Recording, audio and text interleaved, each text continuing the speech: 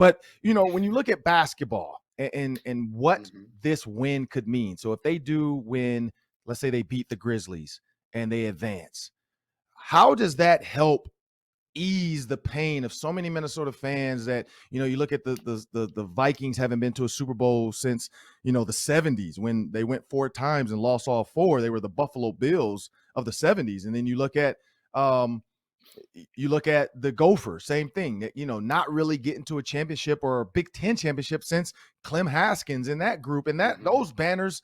I still don't know if they're ever going to come out. I think they should now with the NIL, but that's a whole different story. What can a win do for the Minnesota fans and the environment around here? Where and the Wild are in it too, but basketball just it's captivating. What do you think that can do?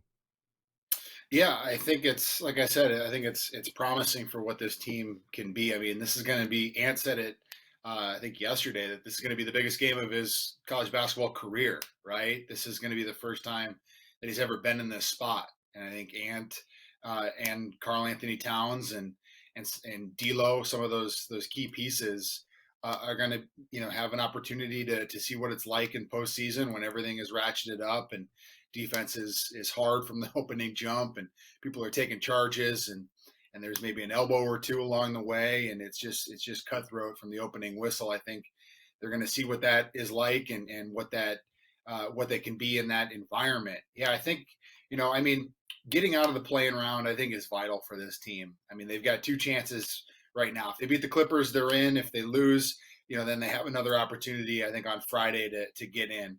But then it's really an opportunity to see what they're all about, right? Because then they'll have to either play the Grizzlies or the Suns, and two of the best teams in the NBA, and then you're in a playoff series, and then you see really what you have as far as a medal when you have to go against some of the best teams in the NBA and see what you really have in a 7 game series. I think that's really where you can really learn and grow as a team that is on the come up. So the play-in is nice, but I think it's really key to get out of that and move on to the actual playoffs. Yeah, and so when you think about these playoffs, let's transition now. So we talked to Amir Coffey. We're going to transition a little bit into to Gopher basketball before we get out of here. When you look at Yeah. Gopher basketball, Ben Mm-hmm. Johnson, Lindsey Whalen, transfer portal. Lindsey's getting crushed by the transfer portal. Ben Right. Johnson, same, but then he also said, I need to live in it for at least another year or two where I'm going to, you Mm-hmm. live by the portal, you die by the portal. Yeah. What do you think it is about the portal and how successful can they really be if it's a equal opportunity? You can get some good players, Yeah. but you can lose some good players. What do you think the future of both of these programs are? When you look at it, it sounds great right now getting 4 freshmen, but then what happens if one of them isn't happy? Like the Fab Five. If the Fab Five had the transfer portal, I Yeah. bet Jimmy Jackson Jimmy King or Ray Jackson, I bet one of those two would have transferred, realizing like, yep, we had a great freshman year. We shocked the world. I want to go be a star somewhere because I know I can go somewhere and score 40 and get to the NBA. Mm-hmm. What do you think these two Gopher programs can look like in the future? Yeah, I think Ben Johnson, he's got 4 freshmen in this class. One of them, Jaden Henley, a 6'7" wing from California. He's going to sign tomorrow, and I'll have a story in the Pioneer Press kind of about him and what he's like.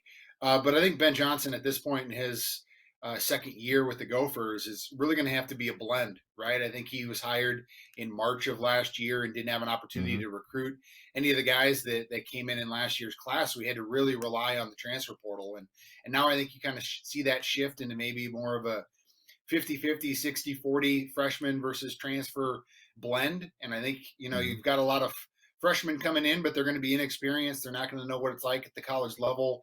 They're not going to have the kind of size to be able to compete immediately at that spot. So you're going to need the veterans to come in through the portal to kind of have that experience, have that kind of man muscle, that kind of man size Yeah. to Yeah. them. So yeah, I think the blend is going to be what's going to be key going forward. And obviously he's going to want to have more freshmen and have those guys mature through the program and then be the leaders going forward and then have a real core to what this team is. So yeah, I mean, this is really early days for Ben Johnson.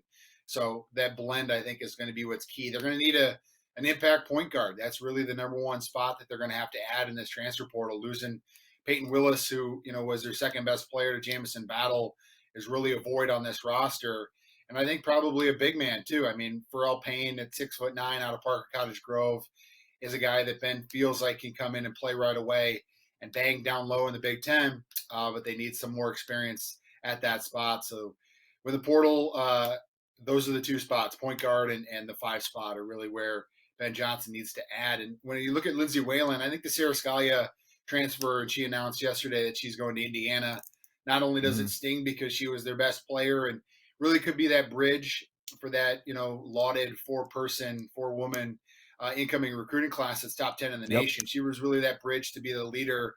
So losing her, I think, really, really stings this program. Some of those other losses you can kind of understand, but this would have been Sarah's team, and she would have been the leader of it. She could have maybe had them excel at a higher level just because of who she is and the way she conducts herself. And I think that loss really stings. So yeah, they're going to have to hit the portal and bring and kind of negate some of those losses that they had, which really added up towards this spring here.